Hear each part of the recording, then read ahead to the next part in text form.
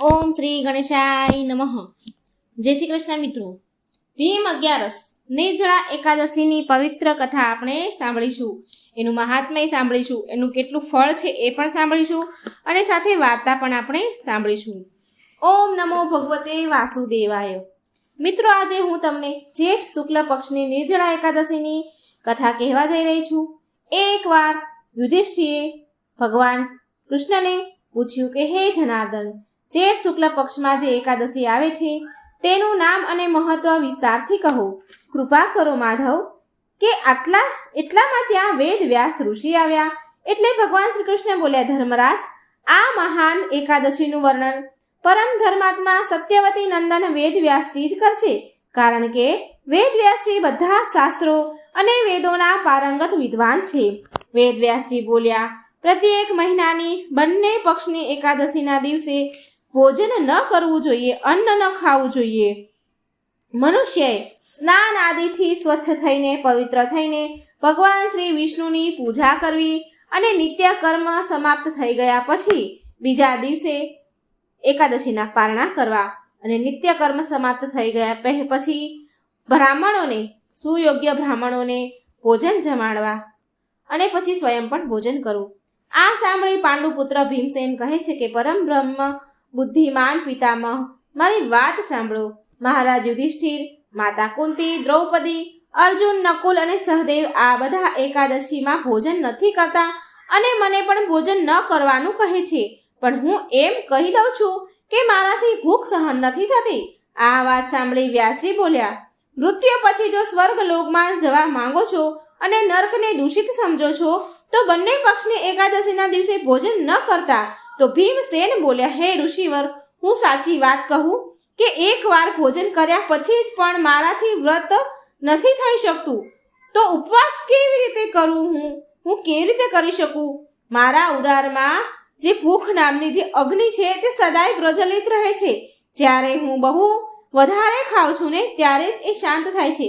માટે હે મહામુનિ, એક વર્ષમાં માત્ર એક જ વાર ઉપવાસ કરી શકું છું, જેનાથી સ્વર્ગની પ્રાપ્તિ થાય, જેને કરવાથી હું કલ્યાણનો ભાગી થઈ શકું. કૃપા કરીને મને એવું કોઈ વ્રત બતાવો જેનું હું નિયમપૂર્વક પાલન કરી શકું.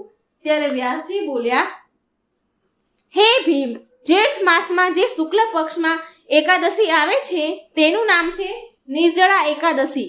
તું નિર્જળા એકાદશીના દિવસે નિષ્ઠાપૂર્વક વ્રત કર. માત્ર કોગળા કરવા માટે મુખમાં જળ નાખી શકાય છે, નહીં તો વ્રતનો ભંગ થશે. કોઈ પણ પ્રકારનું પાણી મોંમાં ન નાખવું, નહીં તો વ્રત ભંગ થઈ જશે. એકાદશીના દિવસે સૂર્યોદયથી લઈને બીજા દિવસના સૂર્યોદય સુધી પાણીનો ત્યાગ કરવો તો આ વ્રત પૂરું થાય છે. બીજા દિવસે દ્વાદશીના દિવસે નિર્મળ જળથી સ્નાન કરવું, બ્રાહ્મણો અથવા જરૂરિયાતમંદોને યથાશક્તિ દાન કરવું, આ બધું કાર્ય પૂરું કરીને ભોજન કરવું. વર્ષની જેટલી પણ એકાદશી છે એ બધી જ એકાદશીનું ફળ મનુષ્યને આ નિર્જળા એકાદશીમાં પ્રાપ્ત થઈ જાય છે. આ નિર્જળા એકાદશીના દિવસે મનુષ્ય પ્રાપ્ત એ ફળ કરી લે છે. આમાં કોઈ શંકા નથી. શંખ, ચક્ર અને ગદા ધારણ કરવા વાળા ભગવાન કેશવે મને કહ્યું હતું, જે મનુષ્ય બધું છોડીને મારા શરણમાં આવી જાય છે અને એકાદશીમાં નિરાહાર રહે છે તો એકાદશી કરનારા મનુષ્ય બધા પાપોમાંથી છૂટી જાય છે. એકાદશી વ્રત કરવા વાળા મનુષ્યની પાસે વિશાળ કાય, વિકરાળ આકૃતિવાળા કાળા રંગના દંડ તથા પાશધારી યમદૂત નથી આવતા. અંતકાળમાં પીતાંબરધારી સૌમ્ય સ્વભાવવાળા સુદર્શન ચક્ર ધારણ કરનારા અને મનની સમાન ગતિથી ચલાવવા વાળા ભગવાન વિષ્ણુના પાર્ષદ આવીને ભગવાન વિષ્ણુના ધામમાં લઈ જાય છે. માટે નિર્જળા એકાદશીનું વ્રત પૂરા મનથી શ્રદ્ધાપૂર્વક ઉપવાસ વ્રત કરવું જોઈએ. જો ભીમ, તું પણ નિર્જળા એકાદશીના દિવસે પાપોથી મુક્તિ મેળવવા માંગે છે, મુક્તિ મેળવવા પૂરા મનથી ઉપવાસ અને શ્રી હરિ ભગવાનનું પૂજન કર. સ્ત્રી હોય કે પુરુષ, તેના મોટામાં મોટા જો પાપ કર્યા હોય તો તે એકાદશીના પ્રભાવથી ભસ્મ થઈ જાય છે. જે મનુષ્ય તે દિવસે નિર્જળા એકાદશીનું પાલન કરે છે તો તે પુણ્યનો ભાગીદાર બને છે. તેમને એક પહોરમાં કોટી સ્વર્ણ મુદ્રા દાન કરવાનું ફળ મળે છે. મનુષ્ય નિર્જળા એકાદશીના દિવસે સ્નાન, દાન, જપ વગેરે જે પણ કરે છે તે બધું અક્ષય કહેવાય છે. આ સ્વયં ભગવાન શ્રી હરિનું કથન છે.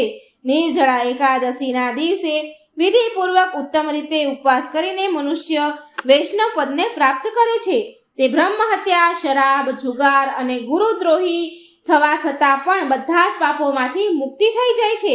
હે કુંતી નંદન, નિર્જળા એકાદશીના દિવસે શ્રદ્ધાળુ સ્ત્રી પુરુષો માટે જો વિશેષ દાન અને કર્તવ્ય છે તો તે દિવસે પાણીમાં શયન કરનારા ભગવાન વિષ્ણુનું પૂજન અને ગાયનું દાન કરવું જોઈએ.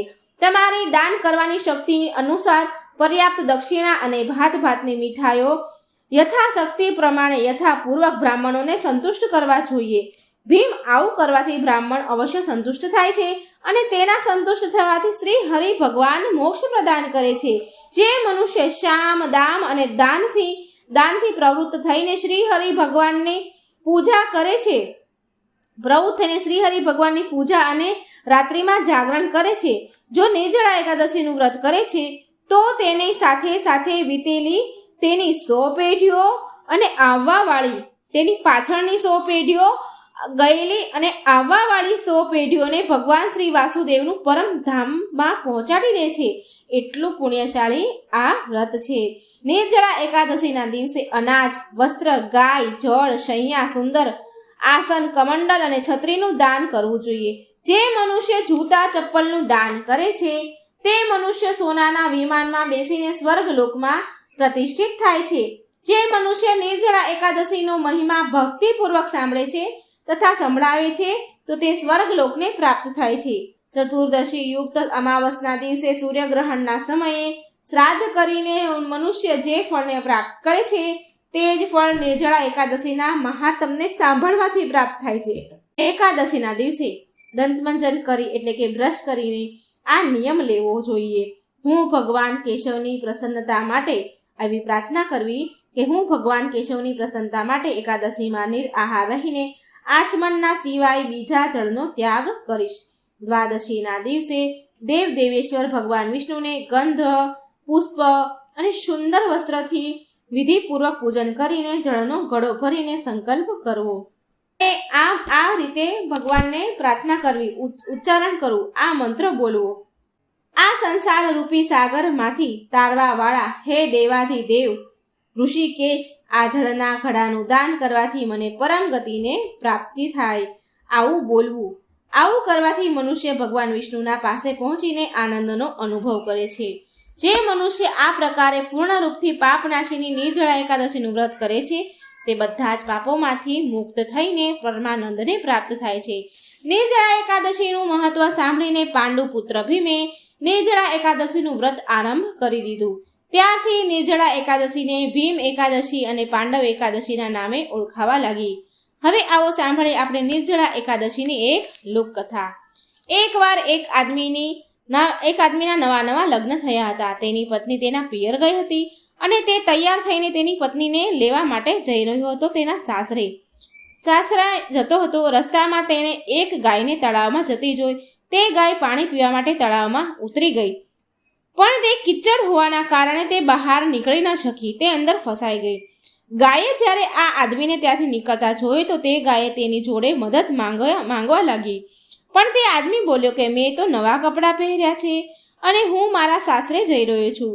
જો હું તારી મદદ કરવા માટે પાણીમાં ઉતરીશ તો મારા કપડાં ગંદા થઈ જશે.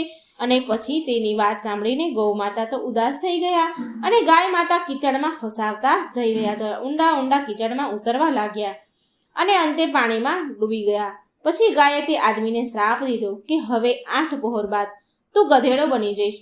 આ સાંભળી તે આદમી ડરી ગયો અને તેની ભૂલ માટે ગૌ માતાને માફી માંગવા લાગ્યો. પણ ત્યાં સુધીમાં તો બહુ મોડું થઈ ગયું હતું. ગાય માતા પાણીમાં ડૂબી ગયા હતા. તે આદમી ઉદાસ મનથી સાસરે પહોંચ્યો અને ત્યાં પહોંચતા તેની પત્નીને ઘરે જવા માટે કહ્યું. ત્યારે તેના સાસુ સસરા તેને આગ્રહ કરે છે, એક રાત રોકાવા માટે કહે છે. કહ્યું કે હજી હમણાં જ આવ્યા છો, કમસે કમ એક રાત તો રોકાઈને જાઓ. પણ તે આદમી કંઈ સાંભળવા માટે તૈયાર થતો નથી. ત્યારે તેની પત્ની બોલી કે જુઓ ને, આ બધા કેટલો બધો આગ્રહ કરે છે, એક રાત રોકાઈ જવા માટે કહે છે તો કેમ નથી રોકાઈ જતા. પછી તેણે તેની પત્નીને બધી જ ગાયના શ્રાપવાળી બધી જ ઘટના એની પત્નીને સંભળાવી. તેની પત્ની પતિવ્રતા સ્ત્રી હતી એટલે એની સાથે જવા માટે તૈયાર થઈ ગઈ. તેની પત્ની તેની સાથે ઘરે આવી અને પછી પેલો આદમી ગધેડો બની ગયો હતો. હવે તે આદમી ગધેડો બનીને પૂરો દિવસ ઘરે પડ્યો રહે. પત્નીને પણ કંઈ સમજમાં આવતું ન હતું કે ક્યાં જાઉં, શું કરું, કોની પાસે હું મદદ માંગુ. થોડા દિવસ પછી ખાવાના પણ ફાફા પડી ગયા. હવે ગધેડો બનેલો એનો પતિ એનો આદમી એની પત્નીને કહે છે કે મને બહાર લઈ જઈને તું મજૂરી કર, જેનાથી ઘરમાં ખાવા પીવાનો સામાન આવી શકે. પતિની વાત સાંભળીને તે પત્ની માની ગઈ અને તે ગધેડાને લઈને બહાર કામ શોધવા માટે નીકળી પડી. તેના નગરમાં રાજા તેના મહેલની બહાર કૂવો ખોદાવી રહ્યો હતો. કૂવામાંથી નીકળેલી માટીને દૂર ફેંકવાનું કામ હવે તે સ્ત્રીને મળી ગયું. ગધેડાની પત્નીને એ કામ મળી ગયું. તે સ્ત્રી માટીનું તગારું તેના માથા ઉપર મૂકીને લઈ જતી હતી. આ જોઈને ત્યાંના કામ કરનારા લોકો એ સ્ત્રીને એવું કહે કે તારી પાસે તો ગધેડો છે, તો તું આ માટી તારા માથા ઉપર કેમ ઉપાડે છે? તું આ માટી ગધેડાની પીઠ પર મૂકીને કામ કેમ નથી કરતી? આ સાંભળી તે સ્ત્રી તેમના સવાલનો જવાબ દીધા વગર જ નીકળી જતી અને તેનું કામ કર્યા કરતી.